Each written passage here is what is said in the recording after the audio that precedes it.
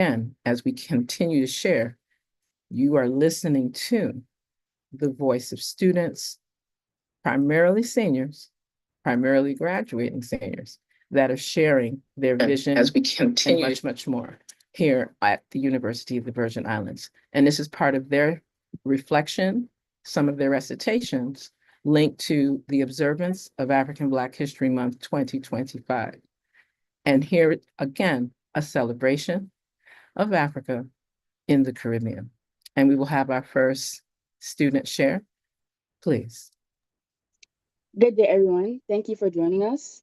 My name is Mia Moss, and I'm a graduating senior in May 2025 on UVI's OEK campus. Today, I will be reciting my speech, Black Innovators, Products of Excellence.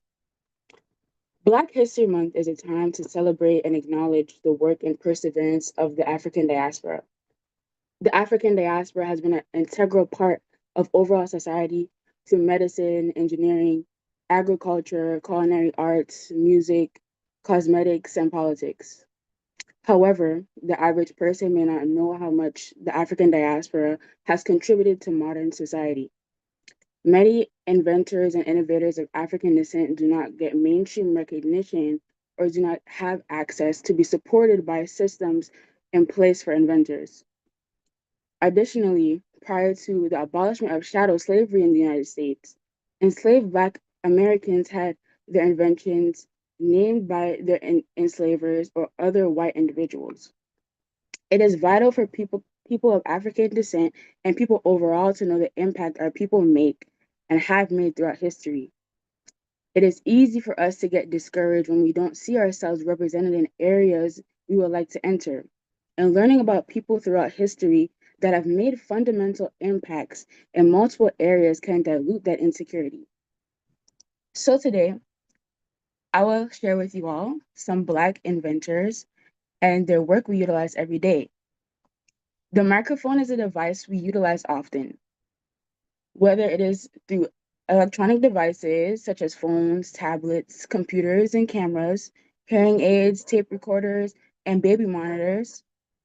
The compact and sensitive microphone we have today was co-invented by a Black man, Dr. James E. West, and his German colleague, Gerhard Sessler, in 1964. I am grateful for this innovation because it allows us to communicate virtually, cellularly, and in person when we need our voice to carry among large groups of people. As humans, our voices can only reach so far on their own, but the microphone amplifies them to span across audiences, sometimes to deliver messages of power or simply to reach out to loved ones who are not near.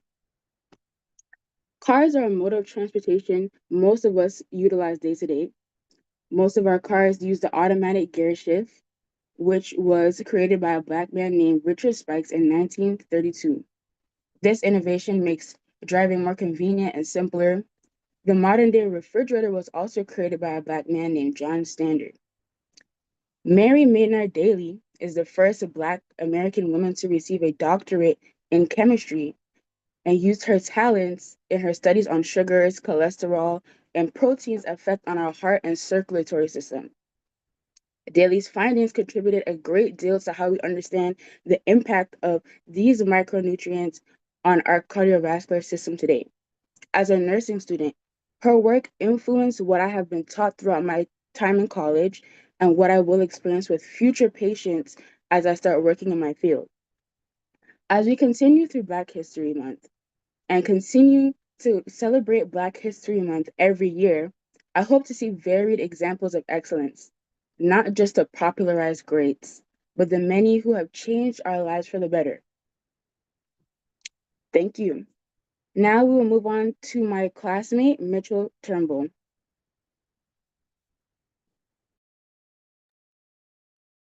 Yeah, thank you for that wonderful introduction, Miss Mia Moss. And before I begin, I'd like to introduce myself to our fellow viewers and listeners.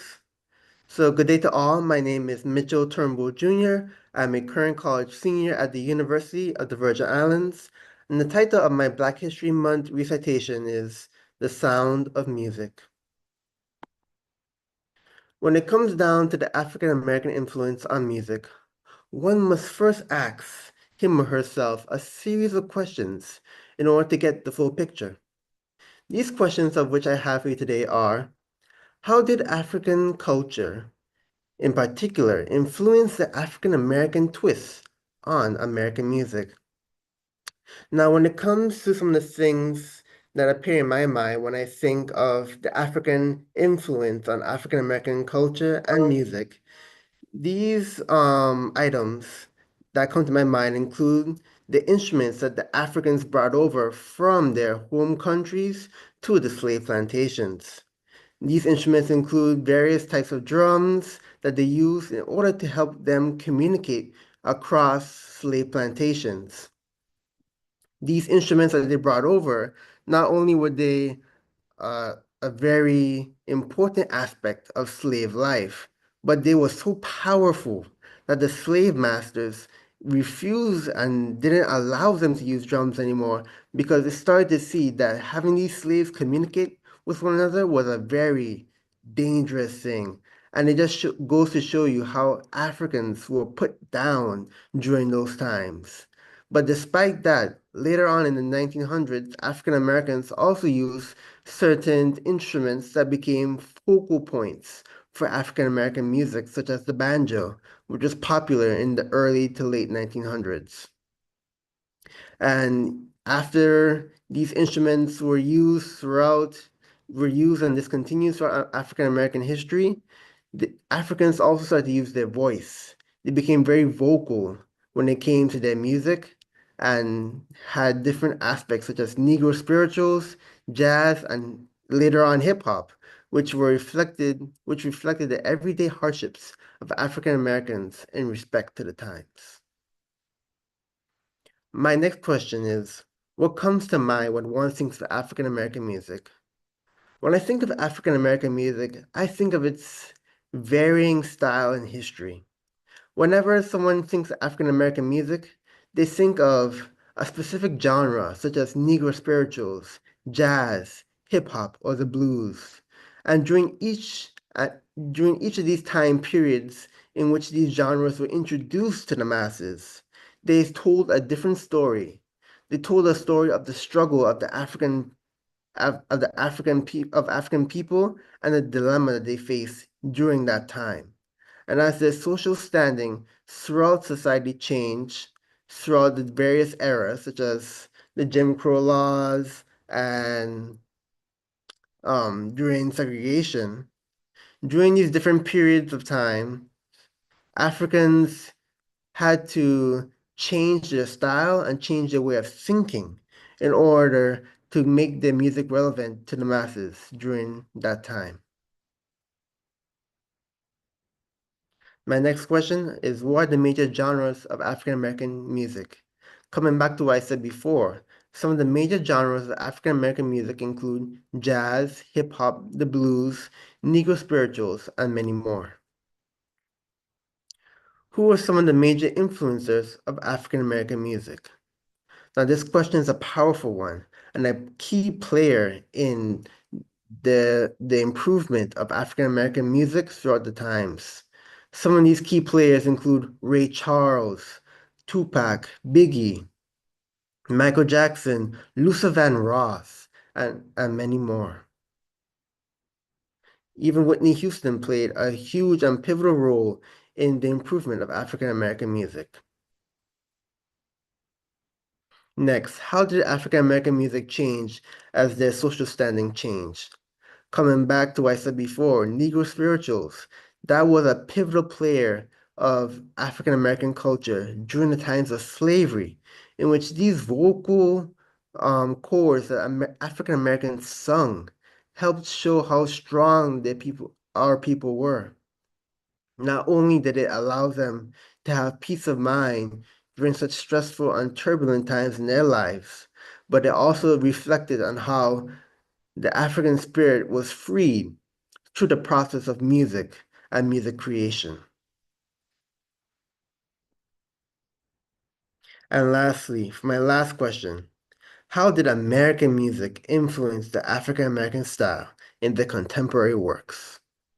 Now, when it comes to the American influence on the African American musical style and contemporary works, some of these changes include the introduction of different musical instruments, such as trumpets, saxophones, and the clarinet. These instruments, which were introduced during the jazz era, were very important because it allowed Africans to not only connect to their African roots, but to their American roots.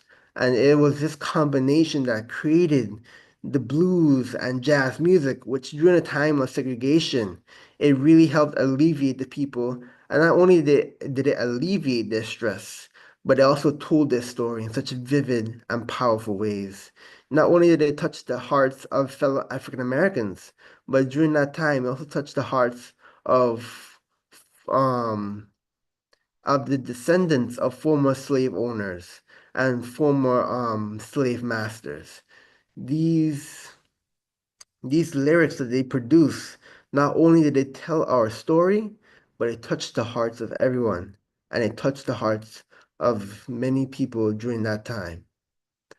And it's because of that music that I heard over the radio and that music that I heard on YouTube that it inspired me to come here today and recite my Black History Month recitation, The Sound of Music.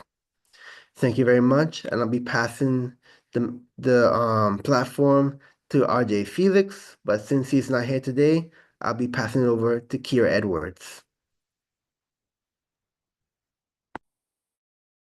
Thank you, Mitchell, for that introduction. Good morning, everyone. I am Kira Edwards, an accounting scholar and graduating senior at the University of the Virgin Islands Albert A. Sheen campus. In my segment today, I bring to you Echoes of Africa, the Beat of the Caribbean. The Caribbean is home to some of the most vibrant and influential music in the world. From the rhythmic beats of reggae to the lively melodies of calypso, Caribbean music is a vibrant fusion of cultures shaped by history, migration, and resilience. But how did these genres come to be? Did you know that many of these rhythms trace their roots directly to Africa? The music of the Caribbean is deeply tied to African traditions brought over during the transatlantic slave trade. During the transatlantic slave trade, enslaved Africans brought their drumming traditions and rhythmic patterns, which became essential to the Caribbean sound. The music of West Africa was characterized by complex rhythms and call and response vocals.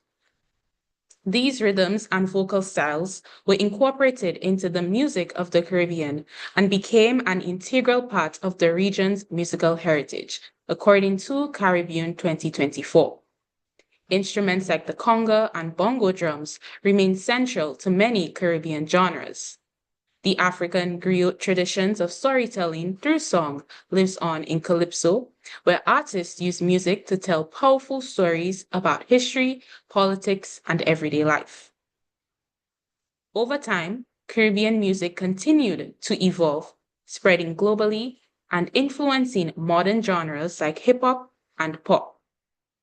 Today, the sounds of the Caribbean resonate worldwide, captivating audiences and inspiring new generations of artists. The heartbeat of Africa still pulses through Caribbean music, keeping our ancestral connections alive.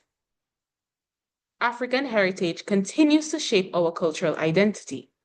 So the next time you vibe to a soca song or skank to some smooth reggae, remember, you're witnessing history in motion. Thank you for listening to my segment, Echoes of Africa, the Beats of the Caribbean. I now open the floor to anyone who may have any questions or comments for any of us here today. First and foremost, I wish to congratulate each of you for bringing your intellectual skill, talents, and expertise, and also your artistic analyses of how the Caribbean is completely integrated into this African Black History Month experience. And for that, I put my hands together because you all need to be applauded for such a wonderful analysis. I do have a question for each of you, and I'll raise one question, and then each of you please respond in the order in which you delivered. What are the next steps after we celebrate African Black History Month? What are some things that your generation, would like to see us begin to implement so that we speak of African Black history as an integral part of Virgin Islands history, Caribbean history, global history, world history, human history? What would you like to see? And how do you suggest that we do so here at the University of the Virgin Islands? Let's start with you, soon to be Nurse Moss. Hello, everyone. I'm Mia Moss again. I think our generation should continue to highlight various African American or African descendants that have contributed to our society, like I've stated in my speech. And I think we can implement that by not leaning on our elders to provide this information, but look at our libraries, look at different research online, because we have research and various online platforms that we can tap into to get this information. So that is something that we can implement further. Excellent, excellent. Mr. Mitchell. Yes. Now to answer your question, Professor. Yeah, I need to clear my throat a bit. Sorry. Yes. So when it comes to how African Americans could improve on themselves and move forward, I believe that when it comes to music in particular, that Africans need to change their style a bit because we've been using our struggles and our dilemmas and our hurt to portray our voice and to portray our sense of style. But I think we can move forward from that even though it is an important part of our history, and it is a history that should never be forgotten. It should never be forgotten at all. But it's been several generations since the end of segregation, and I think it's time that we take a step forward as a community and as a people so that we can portray a different story and we can sing to a different vibe. Be one of happiness, maybe one of joy. But that's just my 2 cents on the matter. Thank you. Excellent 2 cents. Excellent. Miss Edwards. Thank you, Dr. Kahina, for that question. For me, I would like to see bigger platforms created to celebrate our rich African Black history, not only just in February, but year round. In the music space, for example, the Caribbean Music Awards is a platform that has recently been created to celebrate the various artists who are working hard in the various Caribbean genres such as soca, bouyon, and reggae. So I would like to see that particular space reach even greater. I would like to see it on mainstream as celebrated as mainstream platforms such as the Grammys and other award shows. So that's what I would like to see in the future for our rich Black African history. And with that being said, I think that we have covered exactly what we desired to be able to have this particular cohort of students here at the University of the Virgin Islands, representing both our Orville E. Ken and our Albert A. Sheen campuses, St. Thomas and St. Croix, respectively, to be able to give a snippet, a tapestry, if you will, of how we honor, recognize, and celebrate African Black History Month. Again, I applaud each of you, and I look forward to more engaging opportunities to share our voice with very clear diction that highlights your skills, talents, and expertise exceptionally well. Have a wonderful balance of your day, and always remember, remain inspired.